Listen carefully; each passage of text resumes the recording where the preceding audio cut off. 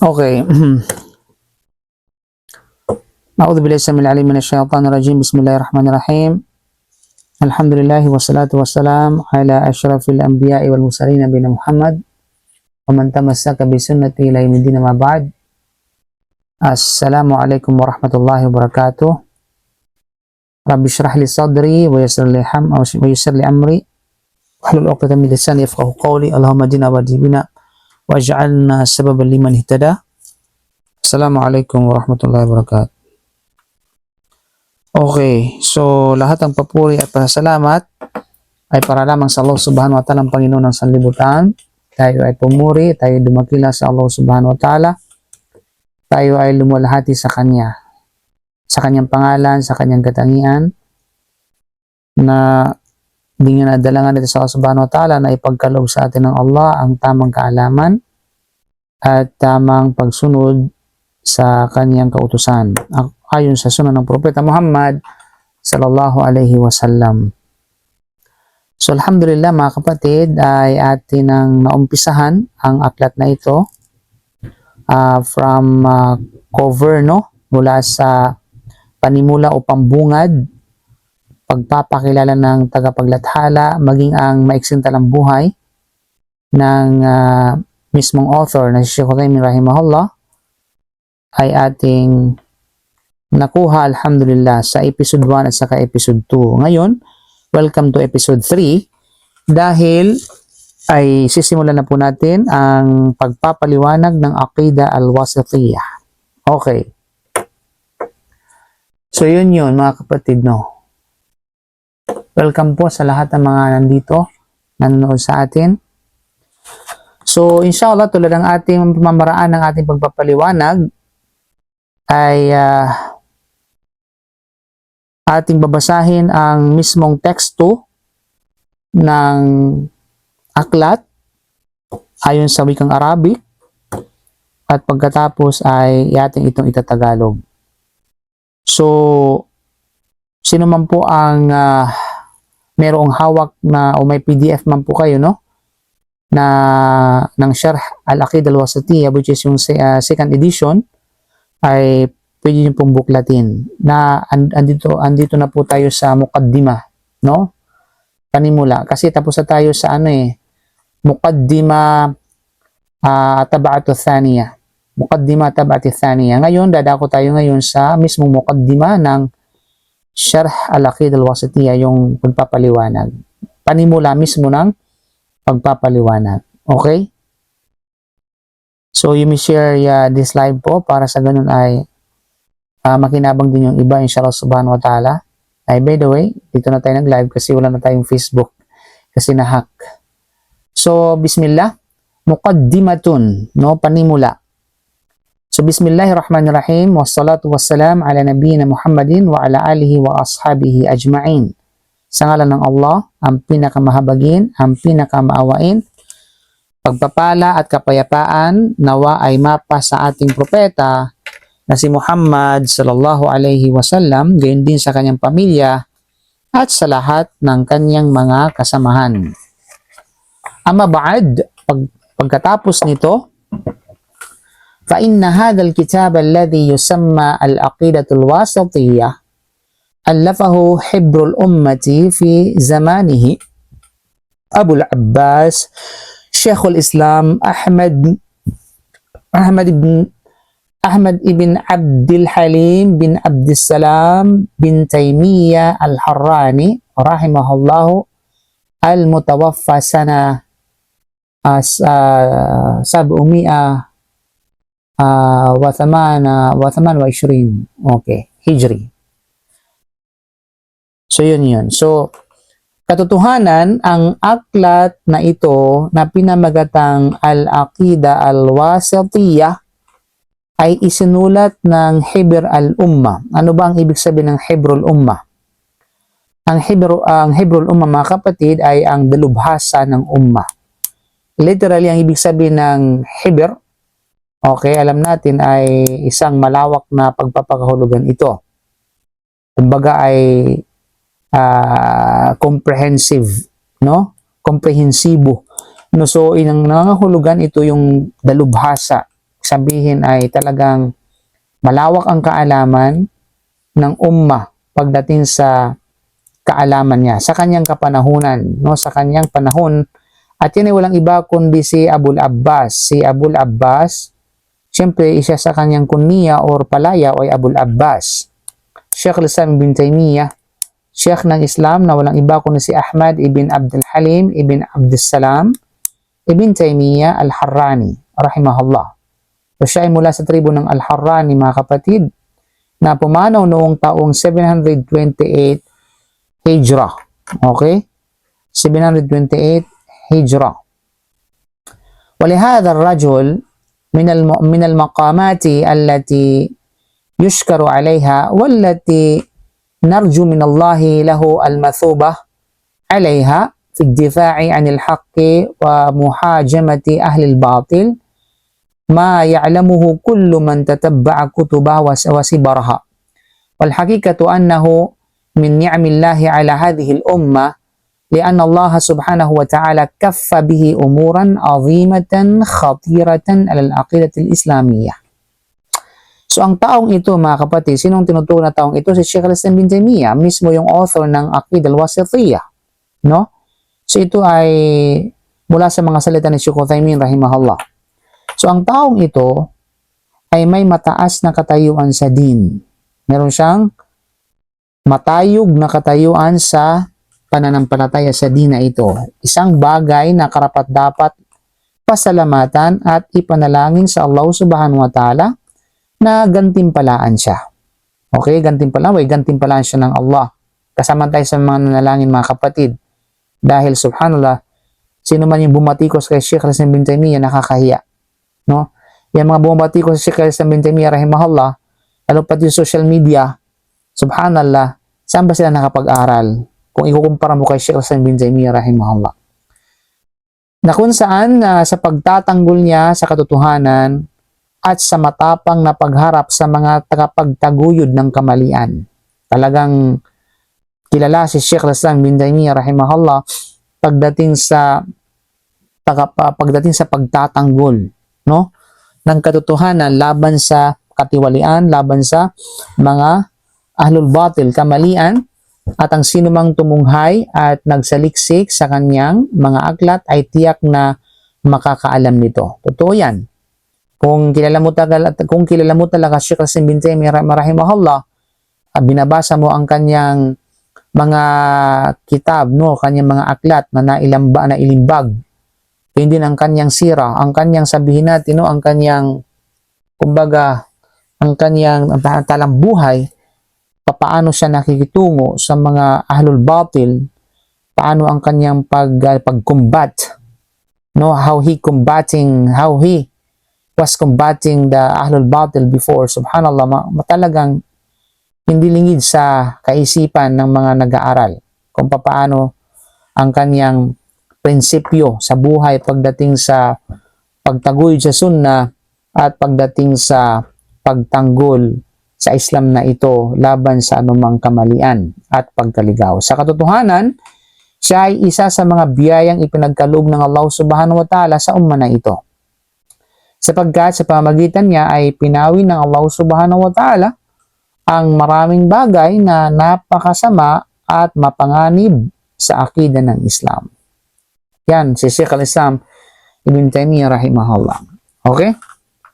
وهذا كتاب مختصر وهذا الكتاب كتاب مختصر يسمى العقيدة الواسطية ألفه الشيخ الإسلام بن تيمية لأنه حضر إليه رجل من قضاة واسط شكى إليه ما كان الناس يعانونه من المذاهب المنحرفة فيما يتعلق بأسماء الله وصفاته، فكتب هذه العقيدة التي تعد زبدة لعقيدة أهل السنة والجماعة فيما يتعلق بالأمور التي خاض الناس فيها بالبدع وكثر فيها الكلام والقيل والقال. So ang aklat na ito, mga kapatid, sa panampalatayang Islam, ang aklat na ito, which is yung na tinawag na Aqidah al-Wasithiyah, ay isang pinaikling aklat. Ito ay isang pinaikling aklat. Kumbaga ay abridge bridge book, no? Pinaikling aklat, isinulat ito ni Sheikh al-Islam Ibn Taymiyyah rahimahullah matapos siyang lapitan ng isang hukom, isang judge mula sa lungsod ng Wasat. Okay? Ang lungsod ng Wasat, ito ay matatagpuan noon sa Iraq. Malinaw? Na nagpapahayag ng hinaing tungkol sa kalagayan ng mga tao sa kanilang lugar, kaugnay sa mga liko, baluktot at lumihis na paniniwala tungkol sa mga pangalan at mga katangian ng Allah subhanahu wa ta'ala. Kaya't isinulat niya ang akdang ito na nagsisilbing buod ng akida ng Ahlus Sunnah wal Jama'ah hinggil sa mga usaping pinasuka ng mga bid'ah, pinakialaman ng mga bid'ah at naging pinagtatalunan ng mga tao sa gitna ng sari-saring kuro-kuro at maling pananalita. So yun po yung background. Yun po yung tinatawag na sabihin nating background history kung bakit tinawag na akida al-wasatiyah. Ulitin po natin ha. Actually mayroong dalawang pagkakabigkas niyan, al-wasatiyah at saka al-wasatiyah. Anong pagkakaiba ng dalawa? Or wasatiyah at saka wasatiyah.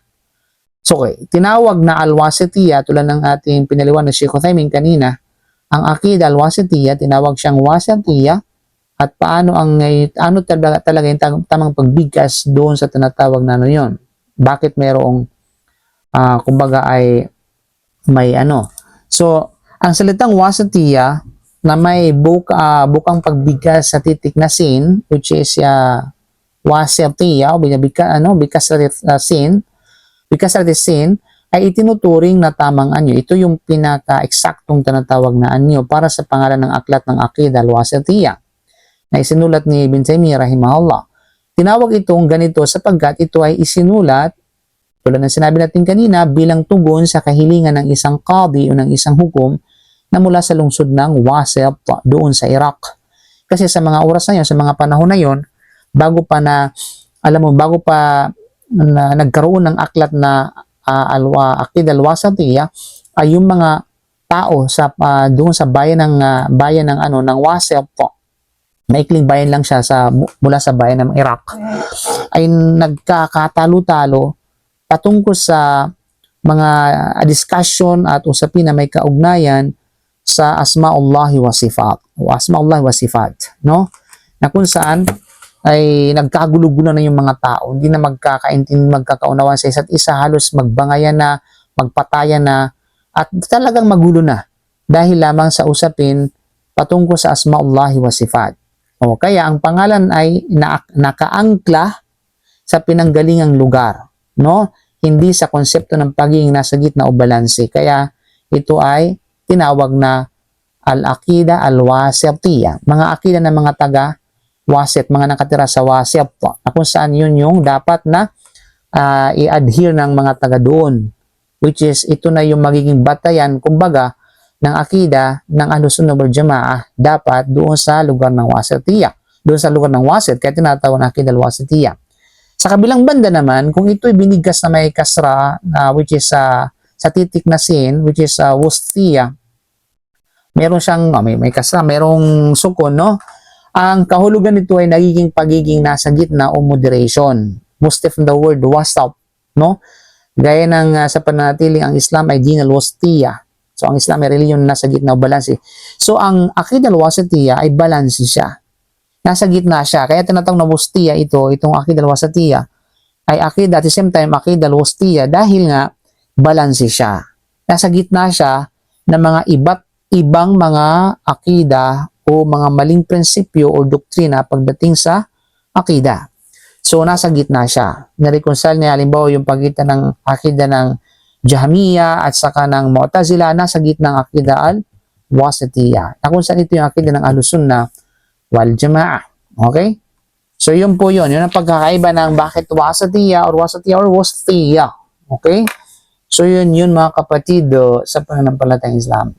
Bitin ko ha, so nagkaroon ng maraming tilwakal at saka nagkarami ng mga kalam, kumbaga ng mga sabihin natin sari-saring kuro-kuro at maling pananalita patungkol sa usapin na may kaugnayan sa asmaullahi wa sifat. Okay?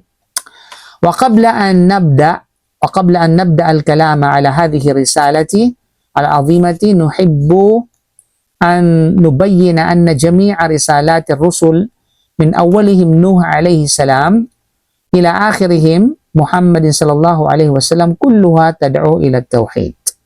كلها تدعو إلى التوحيد. So sabi ni Sheikh Uthaymin, at bago natin simulan ang pagtatalakay sa dakilang risala na ito, sa dakilang mensahe na ito, mga kapatid, sa dakilang, kumbaga sa dakilang thesis na ito, nais muna nating linawin ng isang mahalagang bagay. Ang lahat ng mga mensahe ng mga sugo, mula sa unang sugo na si Nuh alayhi salam hanggang sa huling sugo na si Muhammad sallallahu alayhi wasallam, ay may iisang layunin lamang. At ito ay ang panawagan o pag-aanyaya sa mga tao tungo sa tauhid. Okay? Yun talaga ang pangunahing objective ng lahat ng mga sugo mula sa una, na kung saan ay si Nuh alayhi salam hanggang sa kay Propeta Muhammad sallallahu alayhi wasallam, na kung saan sila ay nagkasundo pagdating sa pag-anyaya, na kung saan ito yung tauhid. So, mga tao, sambahin ninyo lamang ang Allah subhanahu wa ta'ala, ang bukod tanging nag-iisa, at huwag kayong tumambal ng pagsamba sa Kanya. Kaya nga, kala Allah Ta'ala, bilang susog, no? Sa bagay na ito, sinabi ng Allah subhanahu wa ta'ala, وَمَا أَرْسَلْنَا مِنْ قَبْلِكَ مِنْ رَسُولٍ إِلَّا نُوحِي إِلَيْهِ أَنَّهُ لَا إِلَهَ إِلَّا أَنَا فَاعْبُدُونَ. Sa Suratul Anbiya, ng aya ay ika-25. At wala kaming ipinadala sa sugo na nauna sa iyo, Muhammad sallallahu alaihi wasallam, kundi nagpahayag kami sa kanya na katiyakang walang sino man ang may karapatan at karapat-dapat na sambahin bukod sa Allah subhanahu wa ta'ala lamang. Okay? Na kung kaya, maging taimtim sa pagsamba ng bukod tangi lamang para sa kanya. So ito yung ano po, ito yung objective, no, ng mga sugo, na kung saan inutusan sila ng Allah subhanahu wa ta'ala mula sa umpisa, mula sa unang sugo hanggang kay sa huling sugo sa Propeta sallam, na walang iba kundi ang anyayahan yung mga tao sa la ilaha illallah, sa tauhid, sa kaisahan ng pagsamba sa Allah subhanahu wa ta'ala, sumamba lamang sa Allah subhanahu wa ta'ala. At bilang susug pa rin, mga kapatid, no, wakala ta'ala, وَلَقَدْ بَعَثْنَا فِي كُلِّ أُمَّةٍ رَسُولًا أَنِ اعْبُدُوا اللَّهَ وَاجْتَنِبُوا الطَّاغُوتَ.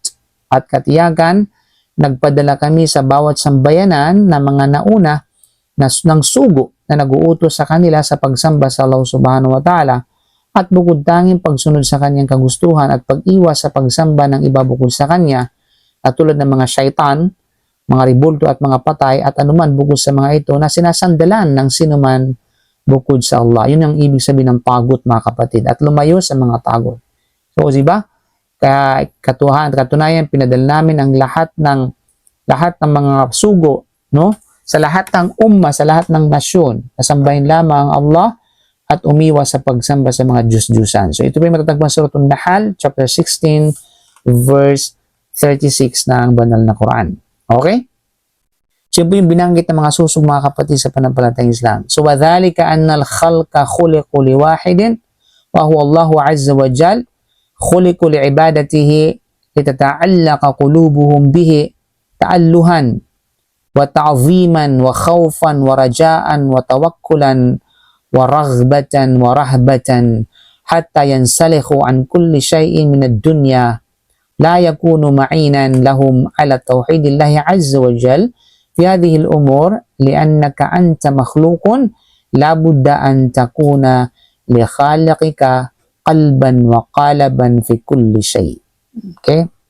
Na kung saan, mga kapatid, sapagkat ang lahat ng nilikha ay nilikha para sa isang layunin lamang. So ito actually yun talaga sa mga, kaya ito lagi yung ating mensahe sa mga non-Muslim, na hindi ka naparito sa daigdig na ito para ikaw ay gumawa lamang ng naisin mong gawin at naisin mong kung ano yung iniisip mo, yun ang gugustuhin mo at yun yung masusunod at yun yung gagawin mo dahil sa ito ay kagustuhan mo. So hindi ka nilikha ng Allah para sa ganung purpose, mga kapatid, sa ganung ultimate purpose. Dahil ang ultimate purpose ng paglikha sa atin ng Allah, walang duda, ay nilikha tayo ng Allah subhanahu wa ta'ala para sambahin lamang siya, hindi para paglaruan tayo. At hindi para tayo maglaro sa daigdig na ito at magpakasasa sa kanyang mga biyayang ipinagkaloob niya sa atin. Okay? All of this, the one reason is to worship Allah subhanahu wa ta'ala alone. You know? Na sila ay para lamang sa Allah subhanahu wa ta'ala, nilalang sila upang sambahin siya, upang iugnay ang kanilang mga puso sa kanya sa pamamagitan ng tunay na pagka-Diyos, pagpaparangal o pagdadakila. Okay? At gayon din ay takot, pag-asa at pagtitiwala, at gayon din hangarin at pagkatakot, hanggang sa iwan nila ang lahat ng bagay sa mundong ito na hindi nagsisilbi upang palakasin ang kanilang tauhid sa Allah sa mga nabanggit na aspeto. Sapagkat ikaw ay nilikha ng Allah subhanahu wa ta'ala, at kung gayon, harapat na ikaw ay para sa iyong tagapaglikha lamang, sa puso at sa pagkatao, sa lahat ng bagay. You know? So yun. Kasi ikaw ay may nagmamay-ari sa iyo. Diba? May nagmamay-ari sa atin. So hindi pwede na, diba, na malaya tayo sa lahat ng anumang gugustuhin natin. Yes, binigyan tayo ng kalayaan ng Allah subhanahu wa ta'ala na sumunod at tumalima at sumuway. At yung kalayaan na ito na ipinagkaloob sa atin ng Allah subhanahu wa ta'ala, ito yung malaking katanungan sa atin sa araw ng paghuhukom kung paano natin sinamba ang Allah, kung paano natin ginamit itong kalayaan na ipinagkaloob sa atin. Hindi ito yung pinagkaloob sa mga anghel, yung kalayaan ng pagsuko at pagdalima, at kalayaan ng pagsunod at saka pagsuway. Dahil sila ay nilikha ng Allah subhanahu wa ta'ala na sumunod lamang sa utos ng Allah subhanahu wa ta'ala. Wala silang karapatang sumuway. At gayon din ito ay nilikha hindi binigay sa mga hayop. Binigay sa ating mga tao at mga jin, mga engkanto, mga kapatid. Na kung kaya, dapat alamin mo kung paano mo gamitin ito. Alamin mo paano mo ito sabat na i-utilize. You know? Kaya naman, gamitin mo ang kalayaan mo na yon kung paano ka inutusan ng Allah subhanahu wa ta'ala. At iwasan mo ang paggamit ito kung paano ka pinagbawal ng Allah subhanahu wa ta'ala. You know? Dahil tayo ay nilikha ng Allah, kung gayon, harapat na tayo ay para sa ating tagapaglikha lamang, sa puso at sa pagkatao at sa lahat ng bagay. Diba? Siya ang nagmamay-ari sa ating mga kapatid.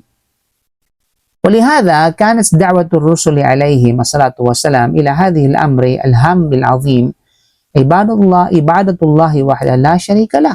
Dahil dito, ang panawagan ng mga sugo alayhim salatu wassalam, panawagan ang paanyaya ng lahat ng mga sugo ay nakatuon sa dakila at mahalagang layunin ito, ang pagsamba sa Allah lamang na walang katambal. So yun mga kapatid, yun ang ultimate purpose talaga, no? At kung bakit ang mga sugo ay sila pinadala ng Allah subhanahu wa ta'ala. Anyayahan yung mga tao na sumamba lamang sa tagapaglikha at huwag magtambal ng pagsamba sa kanya. Okay? So yun yung natin, yun yung talaga. Kaya kung bakit sila ay kung bakit mayroong propeta, mayroong sugo at mga propeta. Kasi yun ang kanilang purpose. No? Alam mo, hikayatin yung mga tao, anyayahan yung mga tao sa pagsamba lamang sa nag-iisang Diyos. Walang iba kundi ang Allah subhanahu wa ta'ala. ولم يكن الرسل الذين أرسلهم الله عز وجل إلى البشر يدعون إلى توحيد الربوبية كدعوتهم إلى توحيد الألوهية. ذلك أن منكر توحيد الربوبية قليل جدا، وحتى الذين ينكرونه هم في قرارة نفوسهم لا يستطيعون أن ينكروه، اللهم إلا أن يكونوا قد سلبوا العقول المدركة أدنى إدراك فإنهم قد ينكرون هذا من باب المكابرة. Okay. So hindi nakatuon ang mga panawagan ng mga sugo, no, ang mga da'wa nila, ang kanilang paanyaya, no, ng mga sugo sa tauhid ar-rububiyya. Hindi nakatuon doon, hindi nakafocus doon sa tauhid rububiyya, bagkus nakafocus at nakatuon sa tauhid al-uluhiyya.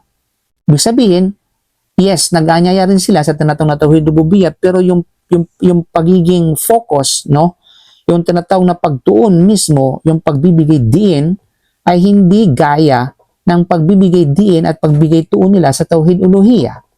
Okay? Kasi ang tauhid al-uluhiyya ang higit na mas mahalaga mga kapatid, sapagkat napakakaunti ng mga taong tahasang tumatanggi sa tauhid rububiyya, kunti lamang. kung i-compare natin yung tumalima sa Tauhid Rububiyya o Tauhid Uluhiyya, mas marami ang naniniwala sa Tauhid Rububiyya. Okay? Marami sila, kahit pa yung mga non-Muslim, naniniwala sila sa Tauhid Rububiyya. Pero pagdating sa Tauhid Uluhiyya, bagsak sila. Okay? So, ibig sabihin, di ba tatlong uri ng Tauhid, Rububiyya, Uluhiyya, Asma'ullah wa Sifat. Pagdating sa Rububiyya, halos lahat ng mga tao, Muslim man o non-Muslim, sila ay nagkasundo pagdating sa Tauhid Rububiyya o kaisahan ng Allah sa pagka-Diyos. Kasi halimbawa, tanungin mo yung mga non-Muslim kung sino ang lumikha sa kanila, kung sino ang tagapanustos nila, kung sino ang nagbibigay ng buhay sa kanila, kung sino ang kumukuha ng buhay sa kanila, kung sino ang lumikha sa kalangitan at kalupaan, sasabihin nilang Allah, Panginoon, na nasa langit. Tutukin nilang walang iba kundi ang Allah subhanahu wa ta'ala. Okay? Masabi ang Panginoon nasa langit, no? Nasa kalangitan. Kaya nga ito pinatunayan mismo ng Allah, wala in sa'altahum man khalaqahum la yaqulunna Allah. Diba? Wala in sa'altahum man khalaqa samawati wal ard la yaqulunna Allah.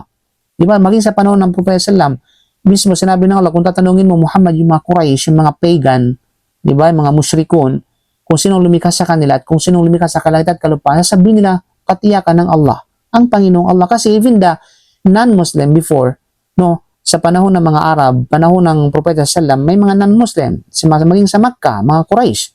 Ang tawag nila sa Panginoon is Allah. Allah. Di ba? Allah pa rin ang tawag nila sa Panginoon. Na kung kaya, tanungin mo sila, kung sinong lumikha sa kanila, kung sinong lumikha sa kalangitan at kalupaan, hindi sila sabihin na yung santo na sinasamba nila. Hindi na sasabihin na itong mga si Kubal, si Hubal, o kaya si Pedro Pinduco, o kaya Santo Niño, Santo Niño, Santo Namo, Santo Dire, Santo Dito. Hindi na sasabihin na even the Christians, di ba? Sino bang lumikha sa inyo? Hindi na sasabihin yung nakapako sa cross, hindi, kundi ang Panginoon. Kasi alam nila, meron silang doktrina ng Trinity, di ba?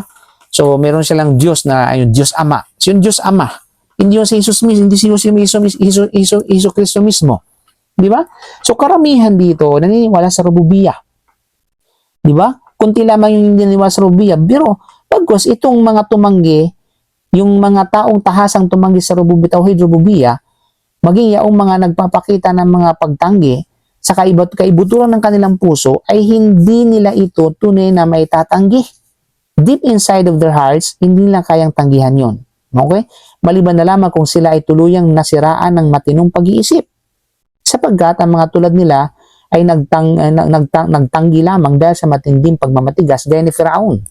Si Firaun, batid niya sa kanyang puso na mayroong Panginoon na mas makapangyarihan kaysa sa kanya at yung nasa kalangitan. Pero tinanggihan niya yun kasi bakit? Out of boast. Diba? Out of boasting, ibig sabihin yung pagiging mapagmatigas, no, pagiging hambug at pagiging palalo. Di ba? So maging sa puso nila hindi kayang tanggihan. Di ba? So sasabihin nila pa na mayroong Panginoon. Even the atheist. Yung mga atheist, sasabihin nila may Panginoon, pero pag sila nilagay doon sa kapanganiban, sasabihin nila, oh my God. No, expression pa lang nila, oh my God, wala sila may Panginoon. Buang nga yung mga atheist. No? Sasabihin nila na, tatawag sila sa Panginoon. Kasi yun ang nature ng tao. Na sila ay nilikha na mayroong likas na pagkilala sa Diyos, mga kapatid sa panampalatayang Islam. Di ba? So, yun yung So, sa Rububiyya, halos lahat nagkasundo, Muslim man o non-Muslim. Pagdating sa Uluhiyya, dito nagkahiwalay, nagkaroon ng wall sa pagitan ng Muslim at sa non-Muslim. Di ba? Ang Uluhiyya, ibig sabihin ng Uluhiyya ay ang Diyos, ang paniniwala sa kaisahan ng Allah subhanahu wa ta'ala bilang siya ang karapat-dapat na sambahin. Karapat-dapat na sambahin. So walang walang dapat sambahin maliban lamang sa kanya. So dito ngayon nagkahiwalay ang Muslim at sa non-Muslim. Kasi ang mga non-Muslim, bagaman sila naniniwala na mayroong Panginoon pero ibang Panginoon ang sinasamba nila. Hindi yung nasa sabi natin nasa kalangitan. Sabi ito yung mga pinuno na, mga puno, mga sasabihin paniwala nila, nagkatawang tao, nagkatawang hayop, nagkatawang elemento, di ba? Nagkatawang aso, subhanallah. Yung mga Hindus, niniwala sila na yung Diyos mayroong reincarnation o nag-reincarnate doon sa patatas. Kaya pag mayroong kakaibang patatas, nagmukhang unggoy, asambahin na yung unggoy, yung patatas na mukhang unggoy, o kaya kamukha mo yung patatas, pakasambahin ka ng mga Hindus. Di ba? Tingnan mo, yung kamukha ni subhanallah, pati si Donald Trump, sinamba ng mga Hindus. Di ba? Basta mayroong kakaiba sa kanila, di ba? Mayroong kakaiba sa sasambahin nila yung gagawing Diyos. Subhanallah mga kapatid. Pagkamat naniniwala sila na mayroong tinatawag na Diyos. Pero even the Christian, sa Kristiyano, ganun din. Iba, naniniwala na mayroong Diyos, pero ibang sinasamba. So, ibig sabihin, nagkahiwalay ang Muslim at saka hindi Muslim sa Tauhid Uluhiyah. Now, pagdating sa Asma'ullahi wa Sifat, dito nagkawatak-watak ang mga Muslim sa pagitan ng mga Muslim. Kaya meron tayong Ahlus-Sunnah wal Jama'ah, merong Asy'ariyah, merong Maturidiyah, merong Sufiyah, merong Shia, merong Asy'ariyah at iba pa. Okay?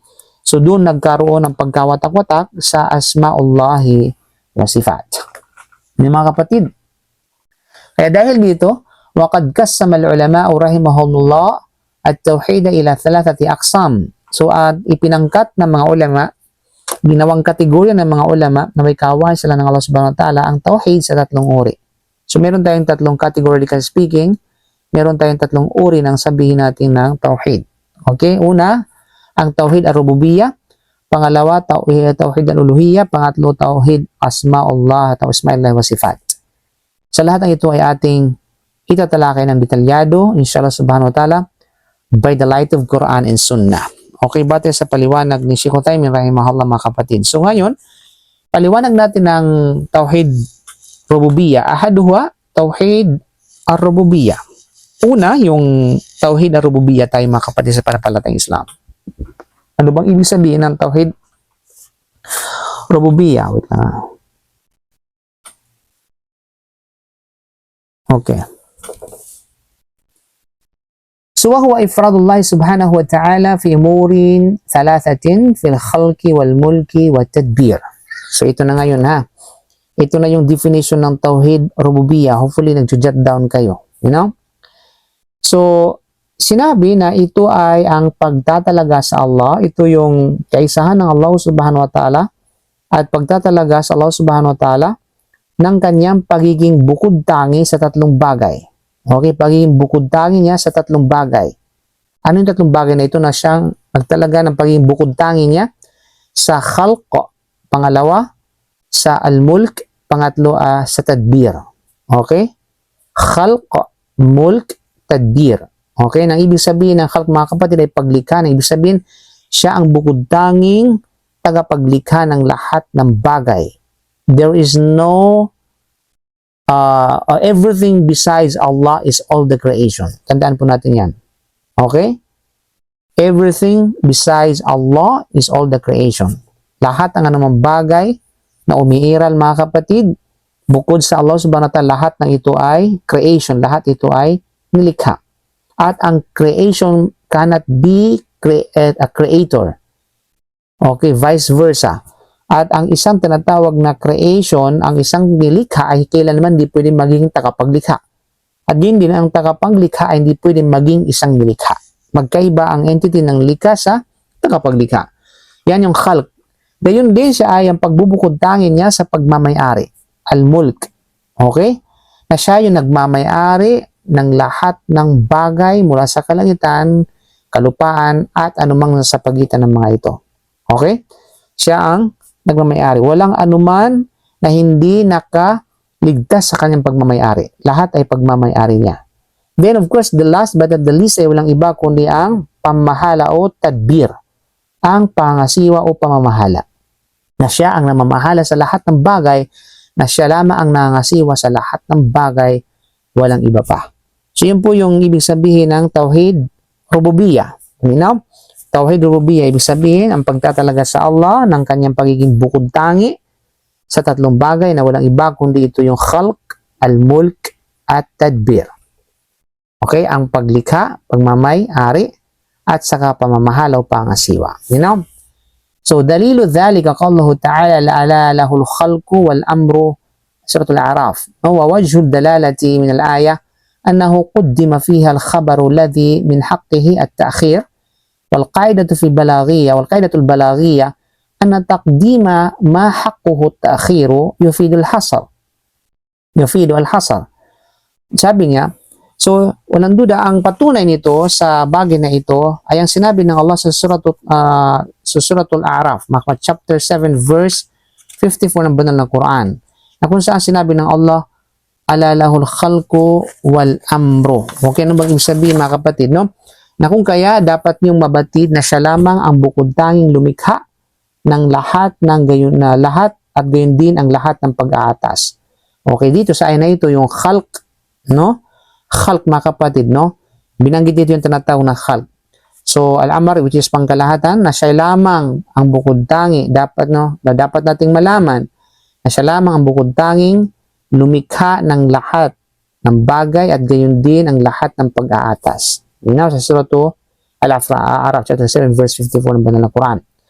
Ang anyong ng patunay, the points of evidence, mga kapatid, no? Ang punto ng patunay sa talatang ito ay ang balarilang panuntunan sa wikang Arabi. So, meron tayong grammatically speaking, no? Grammatically points dito, mga kapatid, napakahalaga kasi alam natin ang pinagkukunan ng grammar structures ay walang iba, structure ay walang iba kundi ang Quran. There is no other book apart from the Quran na ginagawang basihan, mga kapatid, no? Yung we're talking about the religiously book. Pinag-usapan yung may kaugnayan sa tinatawag na sabihin natin ay aklat na may kaugnayan sa pananampalataya, na pinagkukunan o source ng pananampalataya, na walang aklat ng pananampalataya na pinagkukunan ng pananampalataya bilang reference sa lahat ng mga relihiyon maliban lamang sa Quran ang ginanagawing batayan pagdating sa grammar structures. Ang Quran lamang, mga kapatid, di ba? Kaya sa Quran, subhanallah, nandyan yung mga grammatical points na napakahalaga. Isa na rito, mga kapatid, dito, itong usapin na ito. Kaya sa talatang ito ay ang balarilang panuntunan sa wikang Arabi kapag ang isang bahagi, no, anna quddima fiha al-khabar alladhi min haqqihi at-ta'khir wal qa'idatul balaghiyya anna taqdima ma haqqu at-ta'khiru yufidul hasar. Napakaganda. Kapag ang isang bahagi ng pangungusap na karaniwang nasa huli ay inilagay sa unahan, ito ay naglalaman ng eksklusibidad. Okay? Eksklusibidad. Anong ibig sabihin nito, mga kapatid? Ano yung bahagi ng pangungusap na karaniwang nasa huli? Kasi ang karaniwang nasa huli ng pangungusap yung tinatawag na khabar. Subalit, inuna dito yung khabar. Ano ibig sabihin ng khabar? Ito yung kamay simunong may panag-uri. If there is a subject, there must be a predicate. Yan, sa grammar yan. Subject, predicate. Kapag mayroong subject, may predicate. At usually, tagalog natin ang subject at predicate. Ang subject, ito yung tinatawag na simuno at panag-uri. Okay, simuno at panag-uri. Basically, makikita ang simuno sa unahang bahagi ng pangungusap. Tama? At ang panag-uri nito ay nasa huling bahagi. Pero sa Arabic grammar, once na kapag naunang binanggit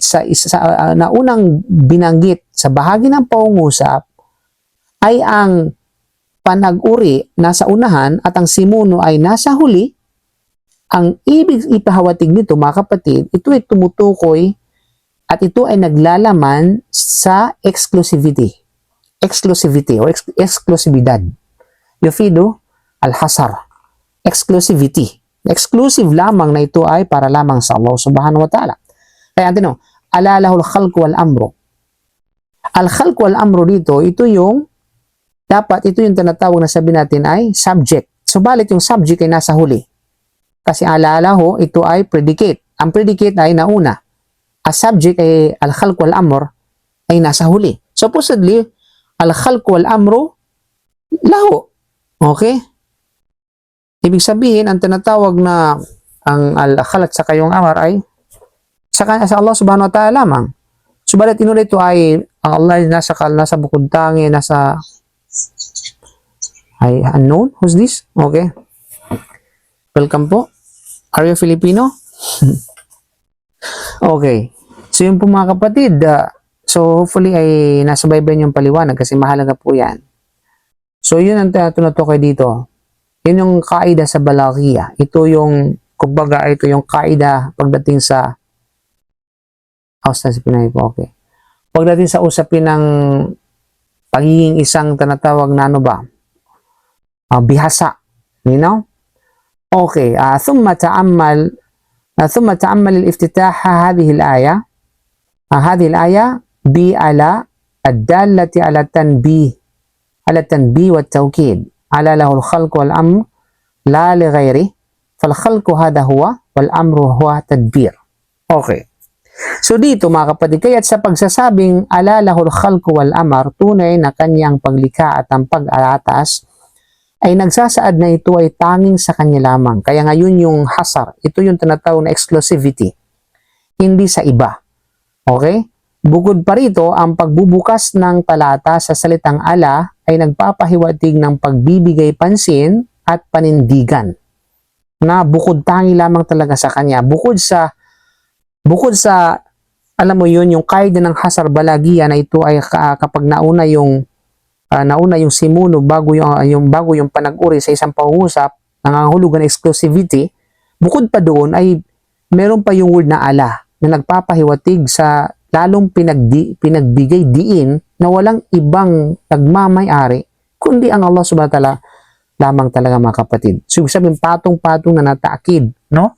Na pagbibigay diin mula sa mga pangungusap na ito mga kapatid sa pananampalatayang Islam, na hindi ito sa iba, ng pagmamayari at pag-aatas ay hindi sa iba kundi sa Allah lamang. So bukod pa rito, ang pagbubukas ng talatang salitang ala ay nagpapahiwatig ng pagbibigay pansin at panindigan. Okay?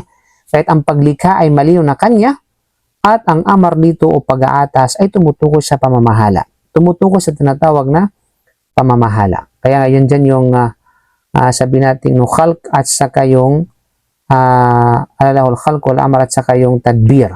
Okay, yun yung pamaamar. Now, pagkatapos sabi niya ammal mulk fadaliluhu mithlu qawlihi ta'ala lillahi mulku samawati wal ard fa inna hadha yadullu ala al-infiradihi subhanahu wa ta'ala bil mulk wa wajhu dalala min hadhihi al-aya kama sabaka taqdimu ma haqquhu at-ta'khir. Diba? Samantala yung ano naman yung tinatawag na mulki mulk kasi diba tauhid rububiyya ay ito ay ang pagbibigay bukod tangi sa Allah subhanahu wa ta'ala lamang pagdating sa kanyang mulk, tapos khalq, mulk at saka tadbir. So meron na tayong aya na kung saan bilang batayan sa kanyang pagbiging bukod tangi sa tadbir at saka sa kanyang mulk sa kanyang tinatawag na khalq. Ngayon sa mulk tayo. Okay. Yung patunay naman sa kanyang natatanging pagmamayari o mulk ay ang sinabi ng Allah mismo sa Suratul Jathiyah, chapter 45, verse 27. Na sinabi ng Allah subhanahu wa ta'ala, "Lillahi mulku samawati wal ard," at pagmamayari ng Allah subhanahu wa ta'ala ang kaharian sa mga 7 kalangitan at kalupaan, ang paglikha nito, pagmamayari at pagiging alipin nito sa Kanya. So sa Kanya lamang. So walang duda. So ito ay nagpapahiwatig ng kanyang pagkabukod tangi sa pagmamayari. So ang paraan ng pagdala nito ay kapareho rin sa naunang binanggit natin kanina pagdating sa al-amar at saka yung tinatawag na khalq. So pag-uuna ng bahagi ng pangungusap na kariwang nasa hulihan upang bigyang diin ang pagkakakabit ng exclusivity, ng eksklusibidad. So okay, sa aya na ito ay naunang binanggit din ang tinatawag na ang panag-uri, which is yung sabihin natin predicate kaysa doon sa subject, di ba? Ulillahi mulku samawati wal ard. Supposedly, ang mauna dapat mulku samawati wal ard lillah, di ba? Mulku samawati wal ard lillah. Yun dapat yung kumbaga kapag nauna yung subject bago yung predicate. Pero sa aya na ito, nauna ang predicate bago ang subject. Kaya walillahi mulku samawati wal ard. So hindi kumbaga karaniwan. So ito ay nagpapatunay sa pagiging exclusivity, na ito ay para lamang sa Allah subhanahu wa ta'ala. So idhan, farabbu azza wa jal munfaridun bil khalqi wal mulki wat tadbir. Sa makatwid, ang Rabb o azza wa jal ay natatangi sa paglikha, pagmamayari at pamamahala. Okay? So yun po yung ibig sabihin ng sabihin natin na ano, yung tauhid at rububiyya. So meron ditong tanong mga kapatid sa pananampalatayang Islam. May tanong dito, فإن قلت كيف تجمع بين ما قررت وبين إثبات خلق لغير الله مثل قوله تعالى فتبارك الله أحسن الخالقين في سورة المؤمنون ومثل قوله سبحانه صلى الله عليه وسلم في المصورين yuqalu lahum ahyu ma khalaqtum. ومثل قوله تعالى في الحديث القدسي ومن أظلم ممن ذهب يخلق كخلقي فكيف تجمع بين خلقك بين قولك إن الله منفرد بالخلق وبين هذه النصوص. Okay. So merong issue dito mga kapatid sa pananampalatayang Islam. Paano mo ipagkakasundo o paano mo i-reconcile ang nasabi mong ang Allah subhanahu wa ta'ala lamang ang bukod tangi sa paglikha? Pag sinabi kasing lamang at bukod tangi, siya lamang talaga. Wala nang iba pang, kumbaga, pagdating sa paglikha, wala man ang iba pang takapaglikha bukod lamang sa Allah. Okay. Paano natin i-reconcile ngayon yung kasabihan natin ito at yung panindigan natin ito, samantalang may mga teksto na nagpapahiwatig ng paglikha ng iba bukod sa Allah. Yes, meron po yan. May mga teksto tayo sa Quran at sa hadith na ang ibang bagay, ang ibang nilikha ay pwedeng maglikha. At pinatunayan mismo ng Quran sa kanang Sunnah. Halimbawa sa Surah At-Taha, chapter 23 verse 14, sinabi ng Allah, no? Fatabarakallahu ahsanul khaliqin. Luwalhati sa Allah na siya ang ahsanul khaliqin. Okay? Siya yung tinatawag na ahsanul khaliqin. So ang pinakamagaling at pinakaganap sa paglikha ng lahat ng bagay. So ang word na khaliq dito, khaliq, ay plural. Ibig sabihin, mayroon pang ibang mga tagapaglikha. Kasi khaliq, singular, khaliqin, plural. Ahsanul khaliqin. Subalit, ang pinaka the best, pinaka the best na tagapaglikha ang Allah subhanahu wa ta'ala. Pero hindi ibig sabihin na wala nang ibang tagapaglikha pa bukod sa kanya. Kasi siya mismo nagsabi na mayroon pang ibang tagapaglikha. Alam mo, nag-guess po yung points dito. Ito yung maaaring, alam mo, yung just, issue na iba tong issue ng iba. At hindi lamang sa aya, bago sinabi ng Prophet sallam ukol sa mga tagaguhit, mga alam mo yun, mga sculptor, no, yuqalu lahum ahyu ma khalaqtum. Okay? Ang ibig sabihin ay sasabihin sa kanila sa araw ng paghuhukom, buhayin niyo ang mga nilikha ninyo.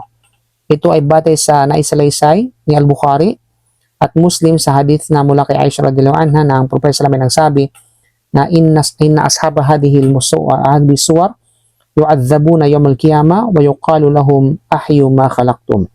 Katotohanan ang mga tagagawa ng mga larawang ito ay paparusahan sa araw ng paghuhukom at sasabihin sa kanila, buhay ninyo ang mga nilikha ninyo. Okay? So, walang duda, yun ay kapag yung mga gumagawa ng imahe na may mga buhay gaya ng tao, gaya ng hayop at anumang katulad nito. At ganyan, meron siya sinabi ng Prophet sallallahu alaihi wasallam, no? Paman adlamu mimman dhahaba yakhluqu ka khalqi. Sino pa ba ang mas masama kaysa sino mang nagsisikap lumikha gaya ng aking paglikha? Sa hadith sa Al-Bukhari na Sahih Muslim, mga kapatid, mula sa hadith ni Abu Hurairah. So lahat nito, yung mga hadith na ito ay patunay, merong ibang tagapaglikha bukod sa Allah. Diba? Yadha yakhluqu ka khalqi.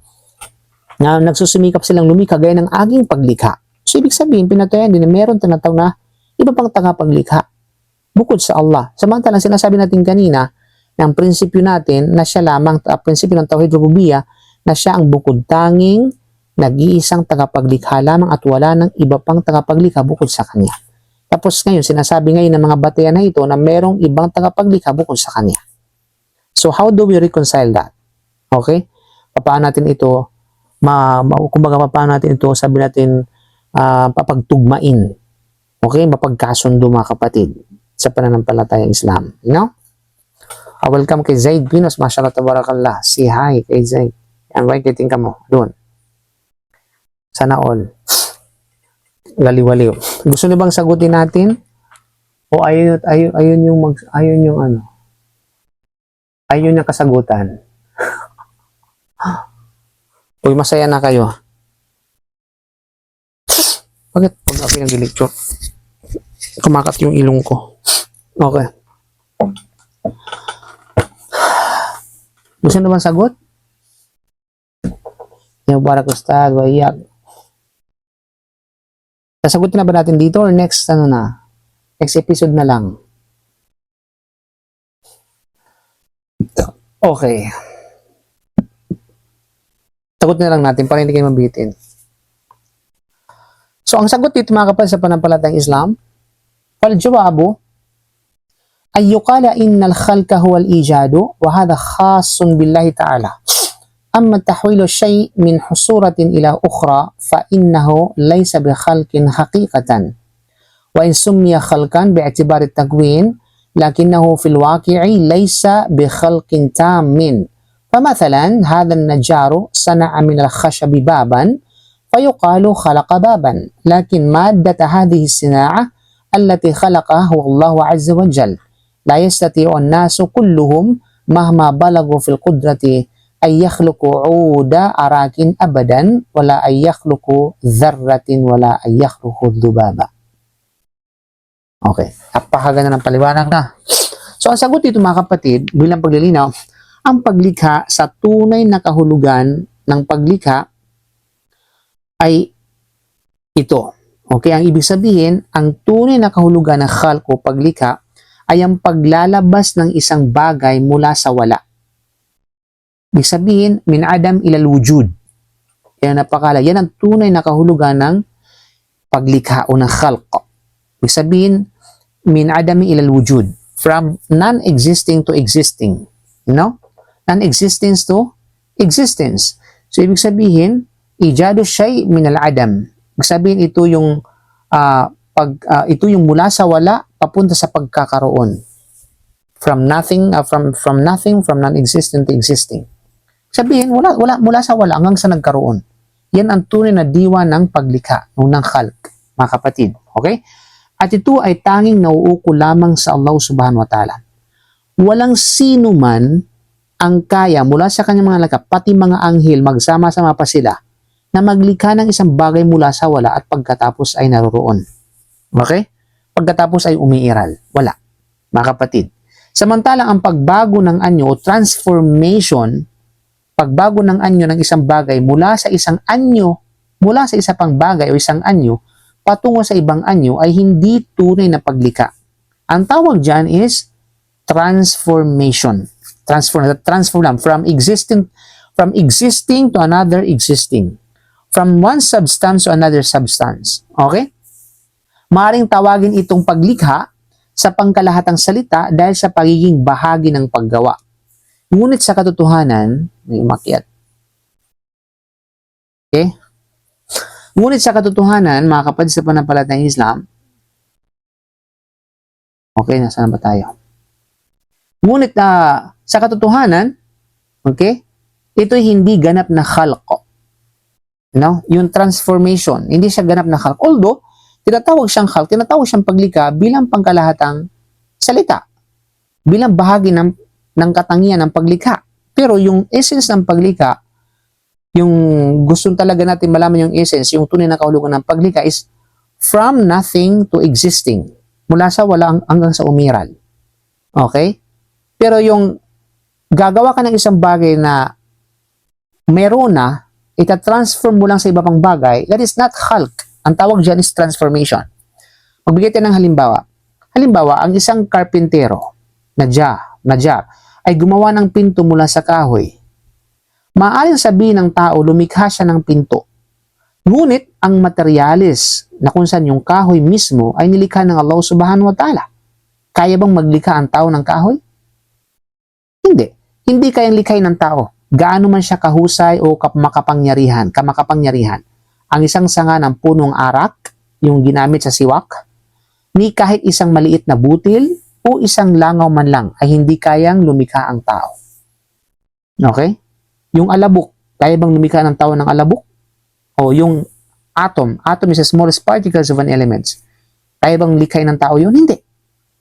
Hindi. Walang sino man ang kaya lumikha ng anumang bagay mula sa wala. Maliban lamang Allah subhanahu wa ta'ala. Okay, malinaw? So yun yung mga kapatid.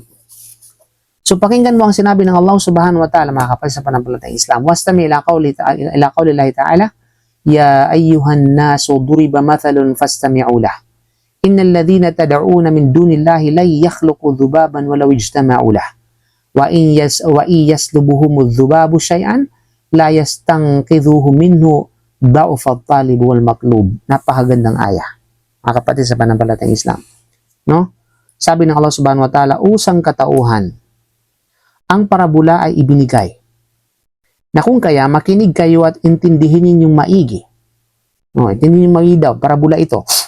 Ang mga Diyos-Diyosan at ang mga sinasamba ninyo na iba bukod sa Allah ay hindi man lamang makalilikha ng kahit na isang langaw, kahit na sila pa ay magsama-samang lahat para sa ganitong layunin. Sa makatwid, paano pa kaya sila makalilikha ng mas malaki pa kaysa rito? Yung langaw nga hindi nila kayang likhain. Ang ibig sabihin din nun, na mas maliit pa sa langaw kaya niyang lumikha. Tulad ng atom, smallest particle of an element, no one can dare to create from nothing to existing except Allah subhanahu wa ta'ala. Okay? At kapag inagaw ng langaw ang anumang bagay sa kanila, ay hindi sila magkakaroon ng anumang kakayahan na kuning muli ang anumang inagaw ng langaw sa kanila.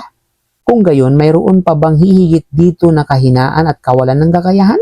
Sa makatwid, napakahina nilang pareho, ang humihingi at ang hinihingian. Na ang tinutukoy dito, mga kapatid, sa panampalatayang Islam, ay ang humihingi rito ay ang kanilang sinasamba bukod sa Allah na sinisikap na mailigtas nito ang anumang inagaw sa ng langaw. At ang hinihingian na tinutukoy dito ay ang gayaong langaw na ng anang agaw. Na kung kaya, paano mo ituturing ang mga Diyos-Diyusan na mga sinasamba kung ganito ito kawalan ng kahalaga at kahina? Ito ay sa Suratul Hajj, chapter 22, verse 73. Okay? So yun mga kapatid sa panampalatayang Islam. Alladhina, pinawalan si Qutaymi, alladhina ismun mausulun yashmalu kulla ma yud'a min dunillahi min shajarin wa hajarin wa basharin wa malakin wa ghairi. Kullu alladhina yad'una min dunillah la yakhluqu dhubaban walau ijtama'u lah. Walau infarada kullu wahidin bidhalik. Lakana ajazuhu min babin ula. Wa iyaslubuhum dhubaba shay'an la yastanqidhuhu min.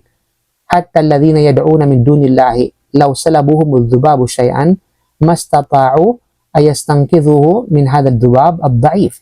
Walau wuqi'u dhubabu ala aqwa malikin fil ard famassa min tibihi la yastati'u hadha al-malik ayastakhrij at-tayyib min hadha ad-dhubab wa kadhalika law wuqi'u ala ta'amihi fa idhan Allahu 'azza wa jalla huwal khaliqu wahdah.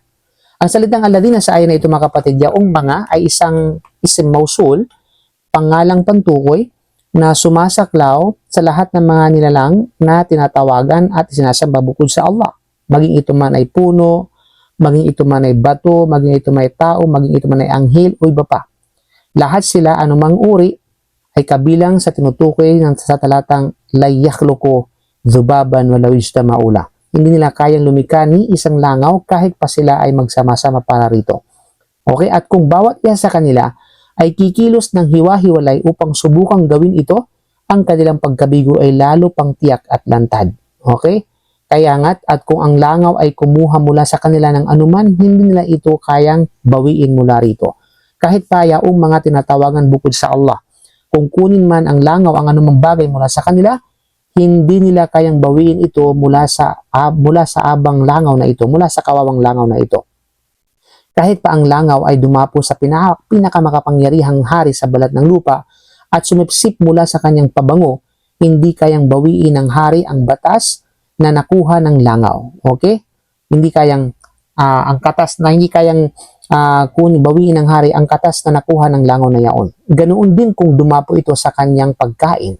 Kaya't malinaw na ang Allah subhanahu wa ta'ala lamang ang bukod tanging tagapaglikha. Okay? So, walang duda mga kapatid sa ayan na ito. Malinaw mga kapatid sa panampalatayang Islam. Diba?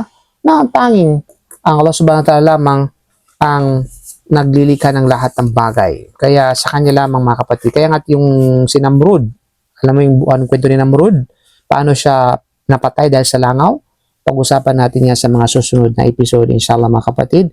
Kailang oras ay tapos na sa inshallah. So kabihan ka shallallahu la ilaha illa anta astaghfiruka wa atubu ilaik. Allahu a'lam bissawab. Assalamualaikum warahmatullahi wabarakatuh.